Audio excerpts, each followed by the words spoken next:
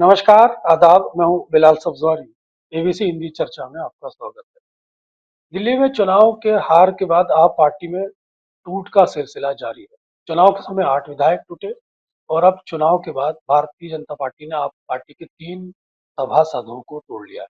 बताया जा रहा है कि जो 22 विधायक टूट के आए हैं, उनमें भी टूट की तैयारी हो सकती है। उसपे भी भारतीय जनता पार्टी सेंध लगाने की कोशिश कर रही है। आखिर ये सिलसिला कहाँ जाके थमेगा? आखिर आप पार्टी के अंदर जो निरंतर टूट जारी है वो कैसे जाके थमेगी? इसके विषय पर आज हम बात करेंगे अपने खास मेहमान उत्तम कुमार से और जानने की कोशिश करेंगे कि ये जो घटनाएं घट रही हैं आप पार्टी में टूट की, आखिर ये इसको वो किस तरह से देखें? नमस्ते बिलाल सर। क्या होता है, एक कहावत है हम कि जो डूबती नैया होती है उसमें से फटाफट लोग कूद जाते हैं पानी में। तो ये अभी आपकी नैया जो है दिल्ली में डूबने जा रही है, ऐसा महसूस हो रहा है बहुत सारे लोगों को। तो पहले कौन कूदेगा? तो वो जो उस नैया में बैठे वही कूदेंगे ना। बाहर के लोग तब मजा देखेंगे। तो सेम वही हो रहा है अभी। आपका कोई अगले 5 साल तक तो कोई दिखाई नहीं देगा। इसलिए बहुत सारे लोगों को ऐसे लग रहा है कि अभी अपना हाल हो जाएगा। अभी अपने हमारे बहुत सारे कुछ, जैसे मनीष सिसोदिया का बाहर आया कि अरविंद केजरीवाल को अंदर कर दिया, या बाकी कुछ चल रहा है, वैसे हमारे भी पीछे कुछ अगर लग जाए तो गड़बड़ हो जाएगी। तो अभी वक्त है, उसी वक्त चलो, सत्ताधारी जो पार्टी है, सत्ता में जो पक्ष है, उसके पास चलो। तो ये पहला मुद्दा होता है लोगों के पास राजनीति में। कोई भी जो अच्छा राजनीति वो खेलने वाला होता है, वो पहले वही सोचता है कि भाई सत्ता के पास चलो, और वही हो रहा है। आप ठीक कह रहे हैं कि सत्ता के पास चलो वही हो रहा है। लेकिन जो बचे कुचे 8 विधायक हैं, क्या वो भी टूट जाएंगे? तो फिर आप पार्टी का अस्तित्व क्या बचेगा दिल्ली में? नहीं, ऐसा नहीं होता है। जो पूरी निष्ठा से जो जिन्होंने पार्टी चलाई है, बढ़ाई है, जो खड़े रहे, उनका जो निष्ठा होती है वो होती है। केजरीवाल जी के साथ जिनके अच्छे संबंध है, या पार्टी जिन्होंने कुछ विचारों पे खड़ी की है, जिनके पास कुछ विचार है, वो ऐसे दल बदलू नहीं होते, वो तुरंत ऐसे कूदते नहीं है। वो नाव बचाने में भी लगे जुड़े होते हैं। बहुत सारा कुछ अच्छा उनको संयम भी होता है। तो वो ये 8 जो विधायक है और बाकी भी ऐसे नहीं सोचेंगे शायद। जिनके पास निष्ठा है, सेम जैसे बहुत सारे राज्यों में जो छोटे छोटे पार्टियां है, लोकल जो बॉडीज होती है, लोकल पार्टीज होती है, उनका यही हर्ष होता है जब जब कुछ बड़ी सुनामी आती है या बड़ी सत्ता बदल होता है, सत्ता पलट हो जाता है, तो यही हाल होता है। लेकिन कुछ जो निष्ठावान होते हैं लोग, जो पार्टी से अटैच होते हैं, वो नहीं बदलते। तो इतना भी बुरा हाल नहीं होगा जैसे बहुत सारे एक्सपर्ट सोच रहे हैं कि अभी आप खत्म हो जाएगी या आप फिनिश हो जाएगी। वैसे भी नहीं होगा। कुछ जो लोग हैं जिन्हें जो नैया से कूदना है वो कूद जाएंगे। जिनका कुछ जिनको डर लग रहा है कि अभी सत्ता में आई जो पार्टी हमको तकलीफ देगी, वही दल बदलेंगे, वही चले जाएंगे। बाकी जो निष्ठावान है वो वहीं पे रहेंगे, आप आपके साथ रहेंगे, केजरीवाल के साथ रहेंगे। लेकिन उत्तम, आप महाराष्ट्र की राजनीति को भी जानते हैं, आप दिल्ली की राजनीति को भी जानते हैं। आपने देखा होगा बड़ी बड़ी पार्टी शिवसेना तोड़ दी, एनसीपी पूरी पूरी तोड़ दी है। शिबू सोरेन के मुख्यमंत्री के शिबू सोरेन के यहाँ जो छत्तीसगढ़ के अंदर मुख्यमंत्री के कैंडिडेट थी चंपई सोरेन, उनको उनको तोड़ लिया भारतीय जनता पार्टी ने।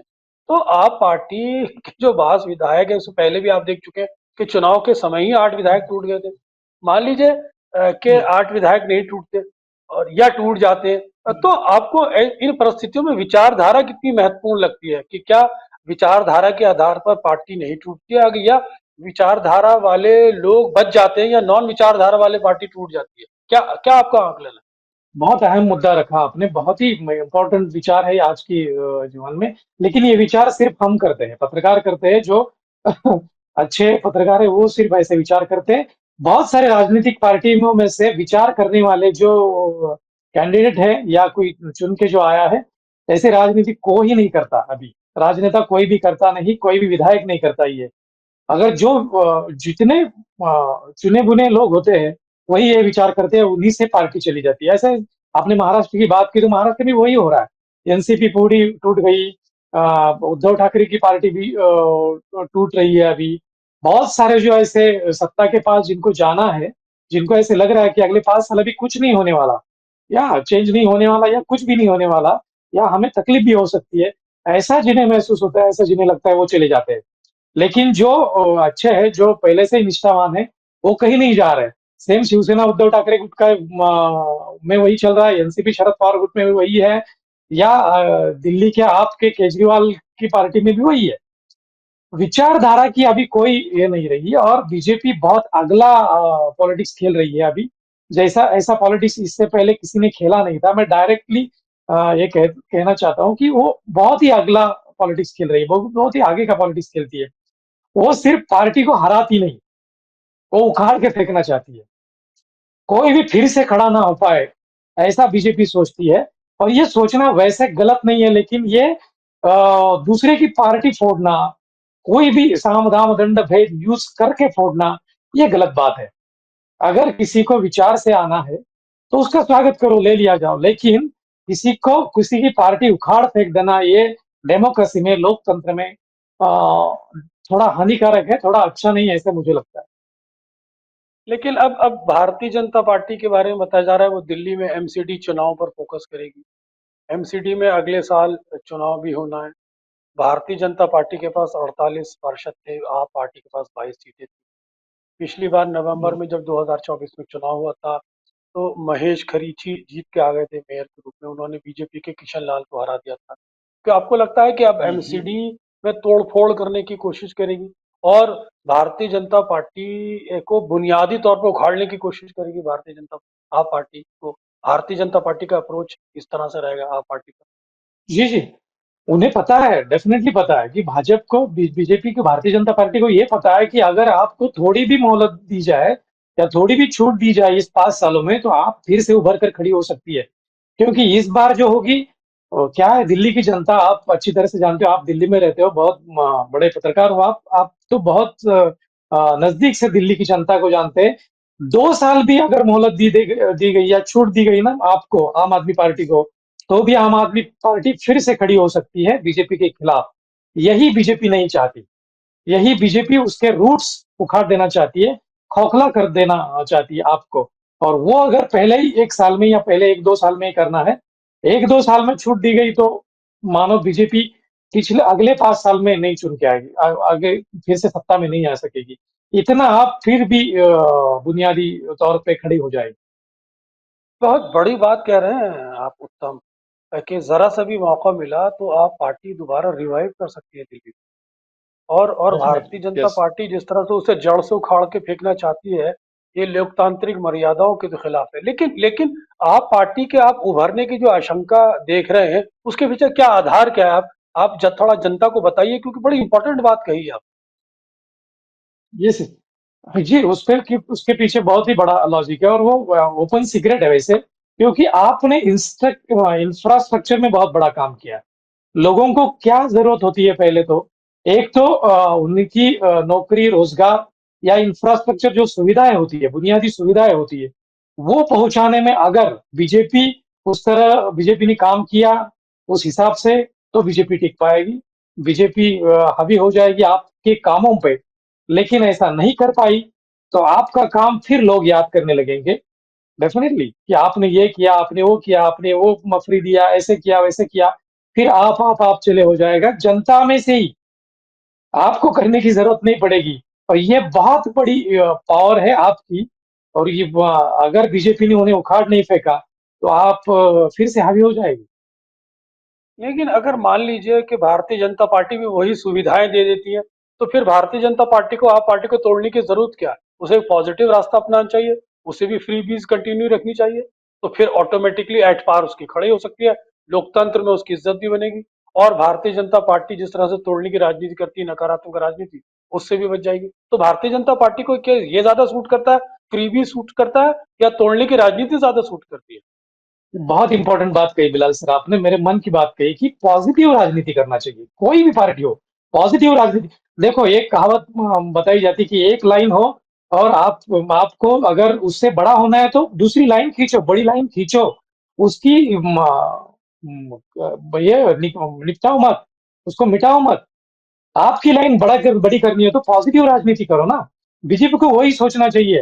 अगर आपको करना है तो अच्छा इंफ्रास्ट्रक्चर दो, अच्छा ये दो, लेकिन वो नहीं करेगी, वो आपको उखाड़ फेंकेगी, क्योंकि मैं एक पॉइंट बताना और चाहूंगा कि आप जब सत्ता में थी तब भी उन्होंने आंदोलन किया था। केजरीवाल सीएम थे तब भी वो आंदोलन पे बैठे थे, धरने पे बैठे थे। राइट, अभी तो विपक्ष में हो, विपक्ष में होके वो कितना हंगामा मचाएंगे सोचो सिर्फ। अगर उन्होंने हंगामा मचाना शुरू कर दिया छोटे छोटे बातों पे, तो जनता के मन में फिर से वो हावी हो जाएंगे, जनता के मन में फिर से जाके बैठेंगे। और उस वक्त अगर आप बीजेपी ने राजनीति नकारात्मक ढंग से की तो इसी तरह बीजेपी की पीछेहट हो जाएगी। हालांकि वो सत्ता में रहेगी, लेकिन जनता के मन में आप जाना फिर से शुरू हो जाएगा। इसलिए बीजेपी को आप सही बोल रहे हैं कि बीजेपी से ही राजनीति करना चाहिए, लोगों के बहुत मन बड़ी में जाके घुसना चाहिए। बड़ी बात कह रहे हैं कि केजरीवाल मुख्यमंत्री रहते हुए धरने प्रदर्शन करने लगे थे, और उनकी इस यस। राजनीति को पूरे देश के अंदर एक चौंकाने वाली राजनीति माने जा रहा था। और जब वो विपक्ष में, अगर विपक्ष में रह के चिपटेंगे तो क्या बुरा हाल कर देंगे। बड़ी इंपॉर्टेंट बात कही है आपने उत्तम, और इस बात का लोगों को अंदाजा नहीं है। आप पार्टी को इसका मतलब हल्के करके नहीं आका जा सकता। तो बिल्कुल आप ठीक कह रहे हैं कि आने वाले समय में आप क्या, किस तरह की स्थिति देखते हैं दिल्ली चुनाव के अंदर? क्या टकराव की स्थिति देखते हैं आप? पार्टी बाउंस बैक करके आएगी, परेशान करेगी भारतीय जनता पार्टी को, या फिर भारतीय जनता पार्टी उसके विधायक या पार्षद तोड़ के उसे दबा लेगी? मैं अभी अभी तोड़ फोड़ करना इतना भी आसान नहीं होगा। दो चार इधर उधर कर लेगी वो बीजेपी, लेकिन ज्यादा नहीं तोड़ मरोड़ पाएगी, क्योंकि बहुत सारे कैंडिडेट का मैंने देखा है।